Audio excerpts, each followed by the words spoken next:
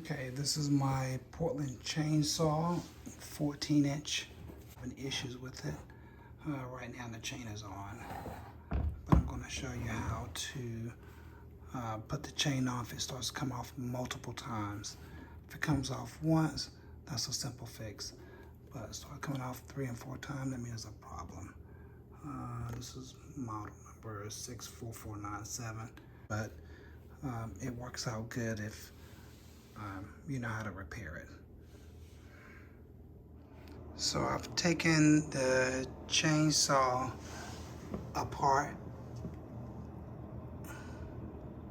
and I've duplicated the error again. So as you can see, the chain is off.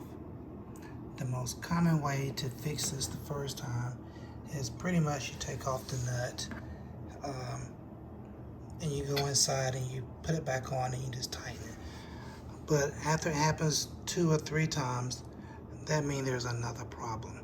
In this demonstration, I'm going to show you how to repair this chain that keeps coming off. The things you're going to need, you're going to need a 1/2 inch screw, very small, a 1/2 inch socket, maybe a hammer, and a flathead screwdriver. So I'm going to go ahead and start taking this apart.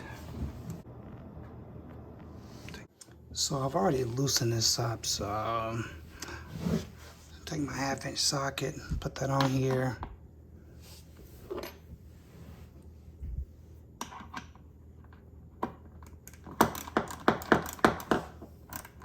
A few turns, it'll come right off. I'm going to leave this in here for now.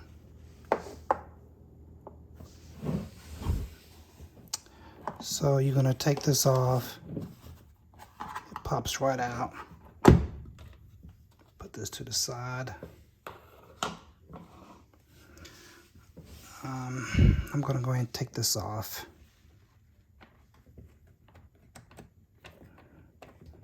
This may be a good time to change the chain if it's old.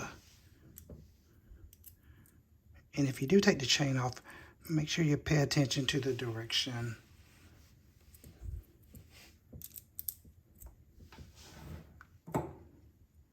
Make sure this matches up to your actual chain. Take this off, set it down. Now the problem that I had, see if I can get the light in here, very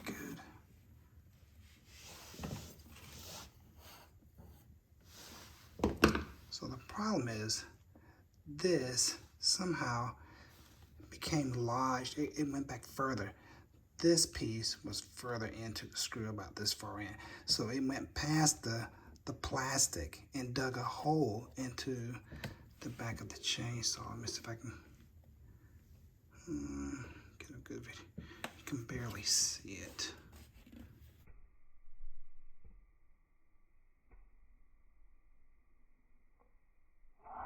Little hole. Anyway, it's important to see. But anyway, this goes back further. The problem is when you're using a chainsaw, if this goes back, it makes the chain loose. When you're tightening the chain with your Allen wrench, you're actually pulling this up. The problem is this is actually drilling a hole in the back. So if it goes back, your chain comes off. So we got to prevent it from going further back. So what I've done is I used a very small screw that I showed you before, a 1/2 inch. I took my drill. Oh, that's a good picture there. I put a screw right there. And I drilled that in there. One day,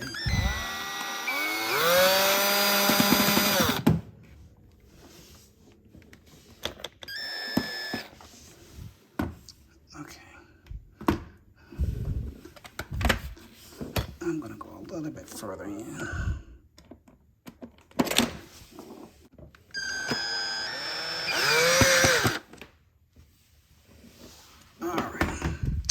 So I've drilled the screw in deep as I could.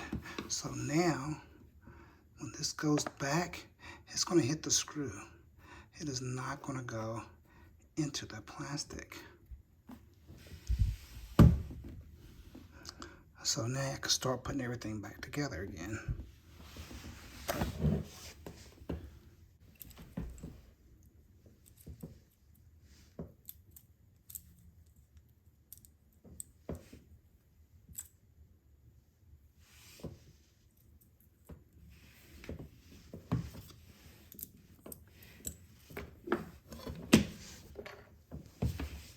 Okay, so I'm sure you have the manual. If not, you go counterclockwise to loosen it, because to put it on you have to have it loose.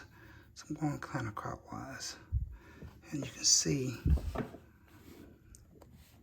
this is getting to be shorter, so that should be good enough. Now let's say you don't have that problem and the chain just drops off. Well, now you do this particular method just to put the chain back on, tighten it up. So that's the first method if your chain comes off the very first time.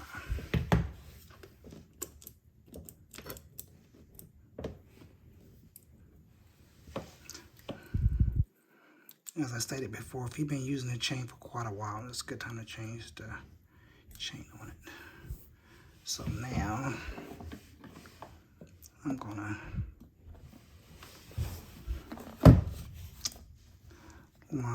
gonna line this hole up with that,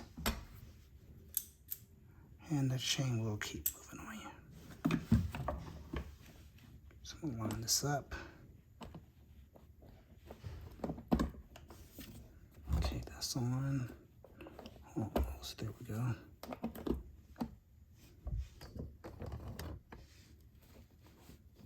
Okay, and it does take a while to get it on there, that's for sure. I'm not gonna lie, because that moves, and then you gotta move this, and you gotta move that.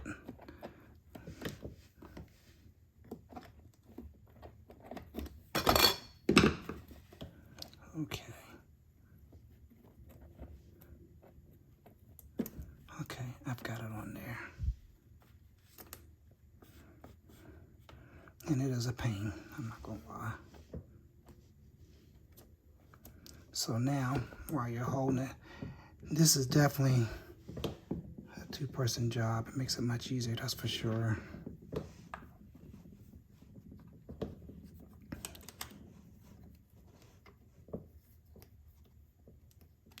So now I'm just gonna start tightening it. This is where you fast forward through the video.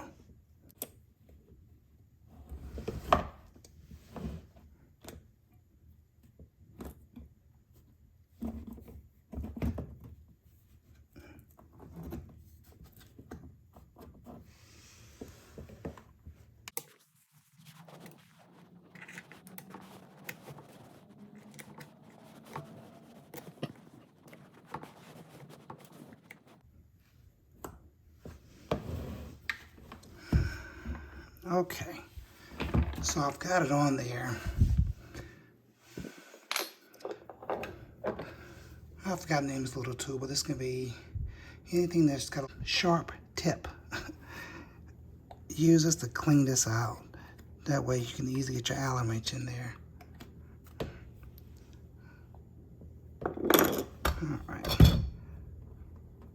All right. So you can see it's on there pretty tight. Probably give it about 2 more turns, I guess, through putting it back to put on there a little bit more tighter once I put the outside container back on. So I'll put this here.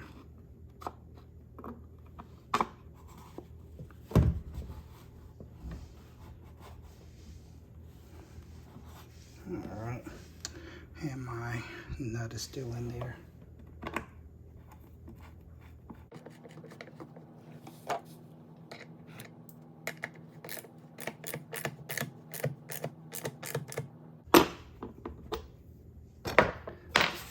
tighten up a little bit more.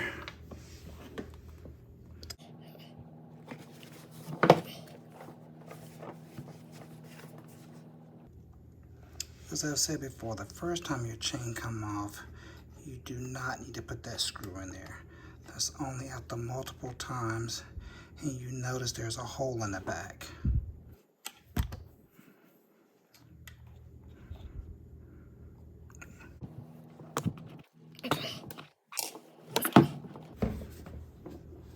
Okay, that's not there pretty tight.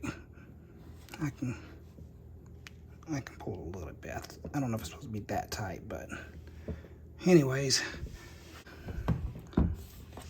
that is it. Just put the nut back on. It's on there.